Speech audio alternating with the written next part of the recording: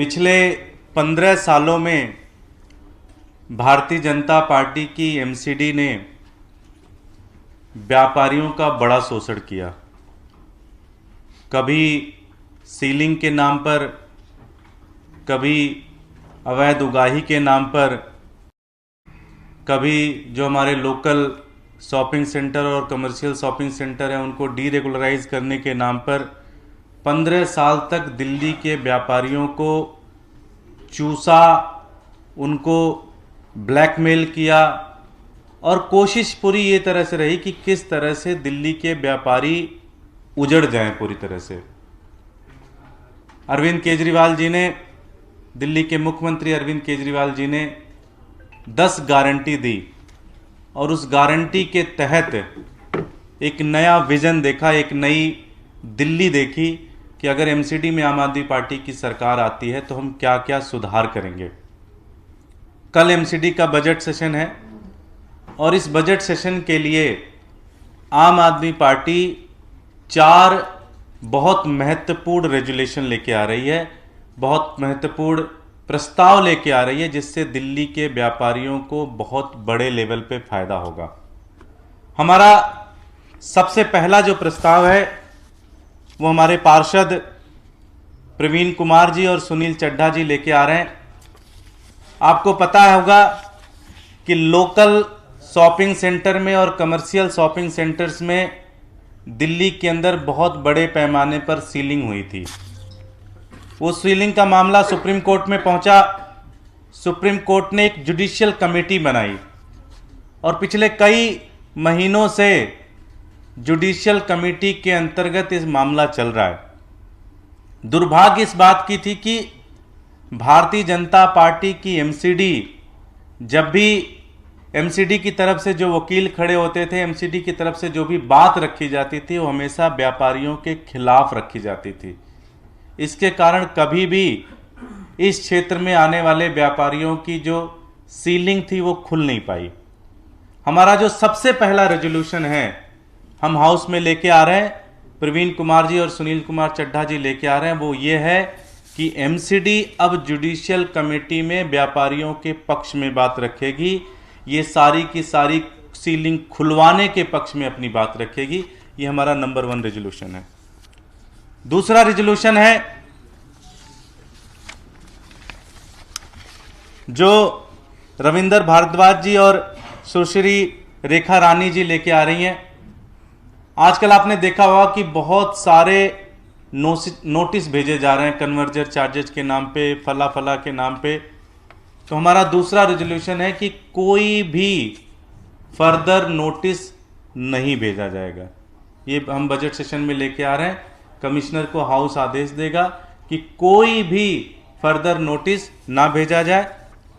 हमारा तीसरा प्रस्ताव है जो कि हमारे पार्षद प्रेम चौहान जी लेके आ रहे हैं, देवेंद्र कुमार जी लेके आ रहे हैं कि पिछले कई दिनों से ये देखा गया कि दिल्ली के अंदर कई जगहों पे नोटिस भेजा गया कन्वर्जन चार्जेस के नाम पे। ये तीसरा प्रस्ताव ये कहता है कि जिनके ऊपर भी नोटिस भेजा गया है उनके ऊपर कोई भी कार्रवाई ना की जाए। ये हमारा तीसरा रेजोल्यूशन है। और जो हमारा चौथा और जो सबसे महत्वपूर्ण रेजोल्यूशन है जो कि हमारे नेता सदन मुकेश कुमार गोयल जी और सुश्री मोहिनी जिनवाल जी लेके आ रही हैं, वो ये कहता है कि दिल्ली के जितने भी लोकल शॉपिंग सेंटर्स हैं, कमर्शियल शॉपिंग सेंटर्स हैं, इनके अंदर एमसीडी के पास कोई राइट नहीं है अननेसेसरी नोटिस भेजने का। तो फर्दर कोई भी नोटिस इस एरिया में ना भेजा जाए, किसी भी तरह का कोई भी नोटिस इस एरिया में ना भेजा जो लोकल शॉपिंग सेंटर्स हैं उसके अंतर्गत। ये 4 प्रस्ताव हम लोग दिल्ली के व्यापारियों को लिए लेके आ रहे हैं। और साथ ही साथ जब तक एमसीडी एक पूरा का पूरा एक होलिस्टिक पॉलिसी और एक व्यू पॉइंट नहीं बना लेती तब तक किसी भी चीज़ के ऊपर कोई कार्रवाई करने की ज़रूरत नहीं है। ये 4 प्रस्ताव हम लोग कल एमसीडी के बजट सेशन में लेके आ रहे हैं। इसके ऊपर चर्चा भी करेंगे और इसको पास भी करेंगे। ये चारों प्रस्ताव जैसे ही एमसीडी में पास होंगे, आप मान के चलिए कि दिल्ली के व्यापारियों के अंदर एक खुशी की लहर आएगी।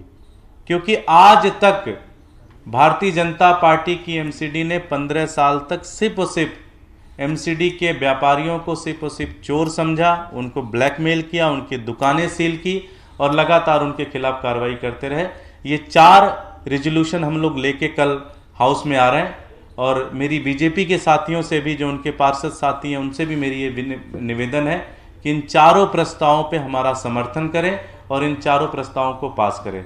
हमारे नेता सदन मुकेश गोयल जी हैं, मैं चाहूंगा कि 2 शब्द वो भी बोलें।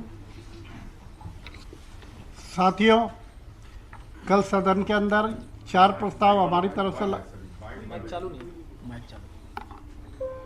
साथियों कल चार प्रस्ताव हमारी पार्टी की तरफ से सदन के अंदर लाए जा रहे हैं और जो पिछले 15 वर्षों से भारतीय जनता पार्टी जो अपने आप को दिखावे के लिए केवल व्यापारियों के हितैषी कहती थी, लेकिन सबसे ज्यादा उनके शासनकाल के अंदर कोई व्यक्ति परेशान हुए हैं तो वो हमारे व्यापारी भाई हैं।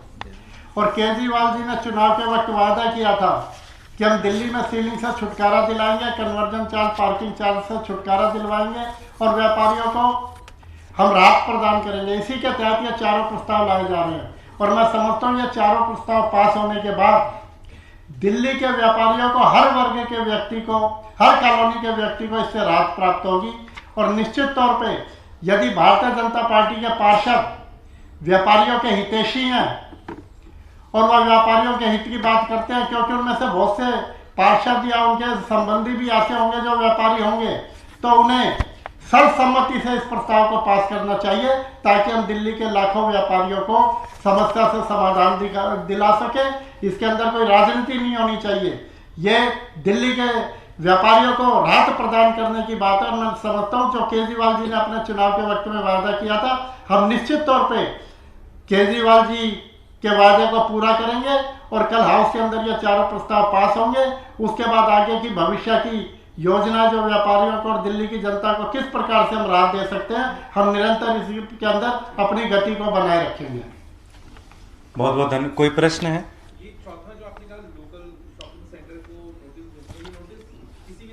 किसी भी तरह का नोटिस नहीं भेज सकते।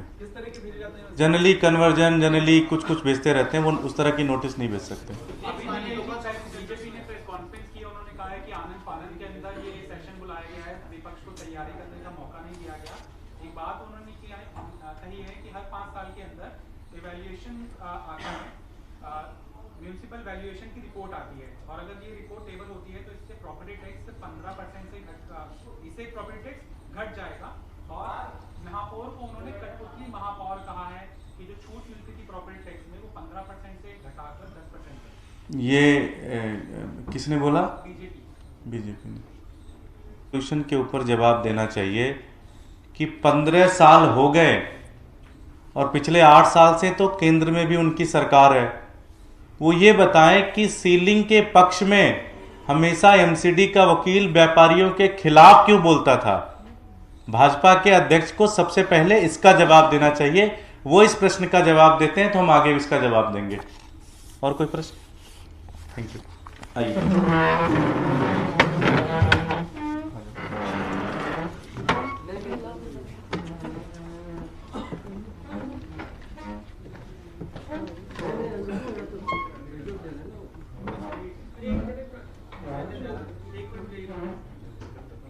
रुके रहे? पेपर दे दे भैया। सब लोग ले लो पेपर, अपना अपना रेजोल्यूशन ले लीजिए। चलो कोई भी कर